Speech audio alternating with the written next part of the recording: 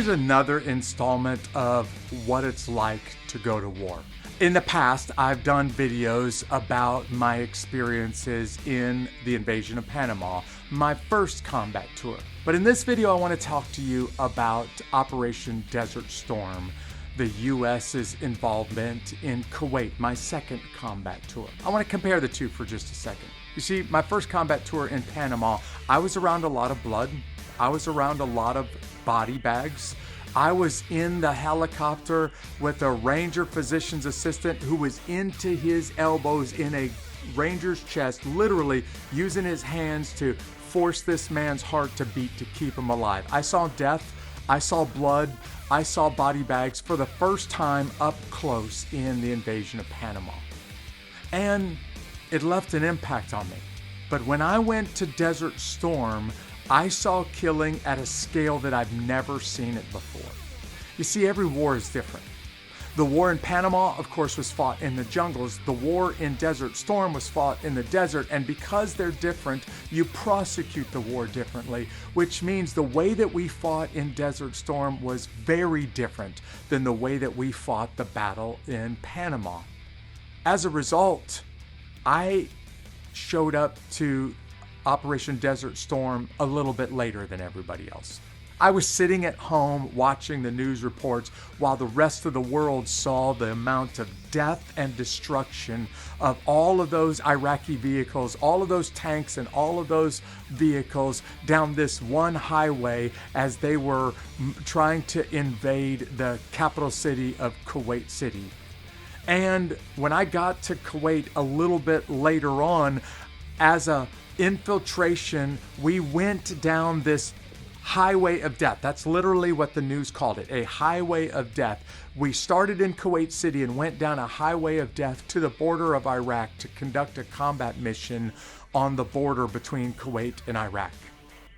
What I saw on the highway of death has stuck with me for the rest of my life. I'll never forget the body bags that I moved. I'll never forget the blood and the open chest of Staff Sergeant Larry Bernard that I saw in that helicopter in the invasion of Panama. But the truth is, in Panama, I saw one or two or three or five dead guys here and there. In Desert Storm, I saw hundreds, if not thousands, of dead Iraqis hanging outside of those burnt vehicles, their charred remains still grasping to get outside those vehicles. I'll never forget those images, because when you see that kind of death and that kind of destruction firsthand, there's two reactions that people normally take. Immediately, warriors on the battlefield will react to that kind of wholesale death and destruction one of two ways.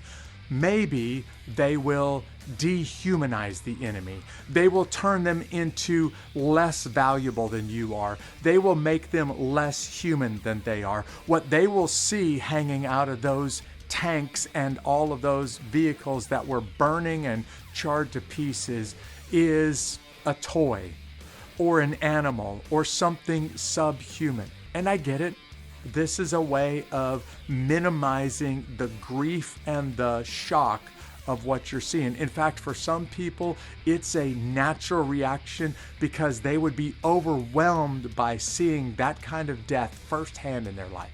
For others, if you don't dehumanize them, and warriors have been dehumanizing the enemy on battlefields since the beginning of time. For others, the only other option is for you to remind yourself that those are real people, were real people with real hopes and real dreams. They had families back at home and they had aspirations and desires for their life, and all of that was snuffed out. All of that was gone in an instant when those bombers and those jets from the coalition forces just laid waste to thousands of human lives, not to mention all of those vehicles on the highway of death.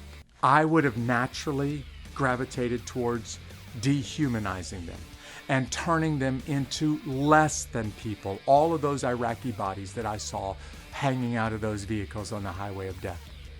Except I had the chance to meet a Vietnam-era Ranger before I went to combat the first time. This guy had retired from the Army and was just kind of giving me some advice about what it was like to go to war, doing for me what I'm trying to do for you right now.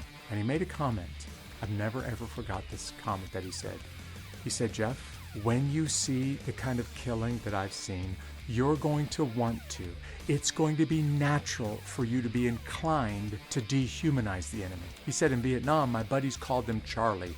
And Charlie wasn't as valuable. Charlie wasn't as human. So I could kill Charlie and I wouldn't feel the pain and the suffering of what I just did. And a lot of his buddies dehumanized Charlie, the Viet Cong, and made it possible for them to sleep at night. This brilliant, in my mind, he really was brilliant, this brilliant Vietnam Ranger said to me, Jeff, I reminded myself every day that I was in country that those were real men on the other side of the gun with real families and real hopes and real dreams. And what I'm doing is taking another human life, a human life with intense worth and immense value before God. They are no less worthy before God as I am. We just come from very different countries, very different ideologies, very different walks of life.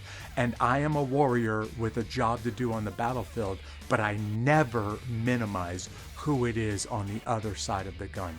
Had he not made that comment to me, I think I would have viewed all of those charred bodies down the highway of death in Kuwait as toys, as trinkets, as less than humans.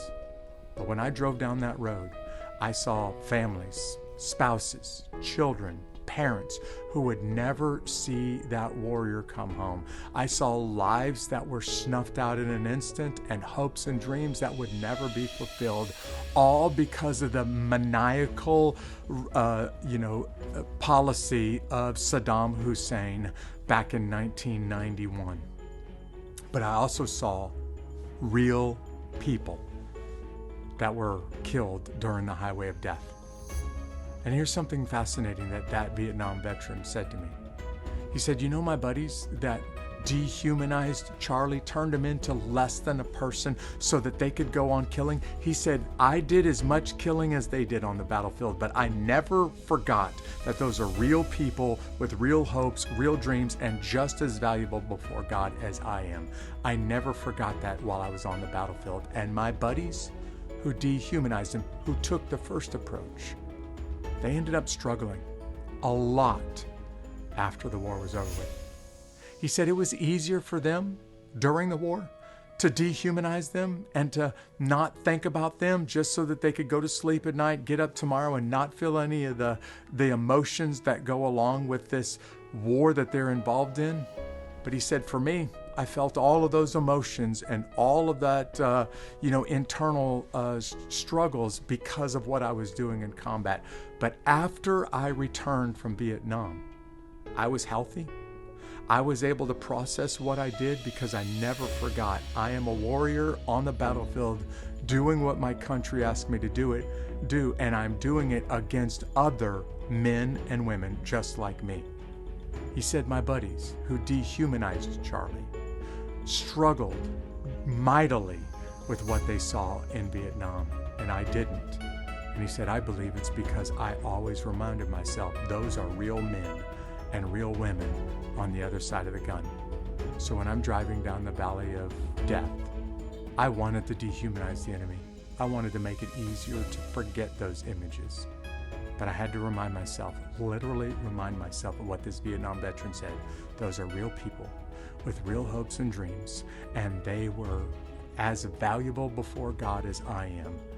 And it just happens to be one of those terrible, awful things that go along with war. But I've never forgotten, and I've never had to struggle with what I saw in Panama or Desert Storm like some of those guys that came back from that war did.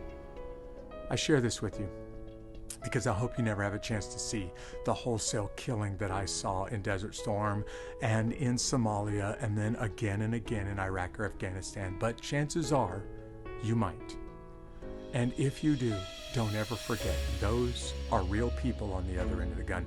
Don't let that cause you to hesitate for a moment to do your duty on the battlefield. But don't forget the person that you're fighting against is a real human being.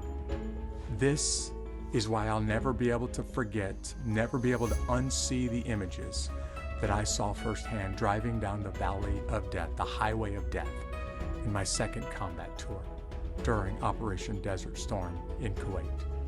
Just a couple of thoughts for you about what it's like to go to war. See you around.